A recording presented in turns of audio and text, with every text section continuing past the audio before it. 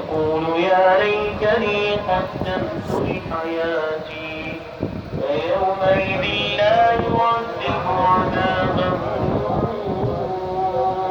أحد ولا يوثق وثاقه أحد. يا أيتها النفس المطمئنة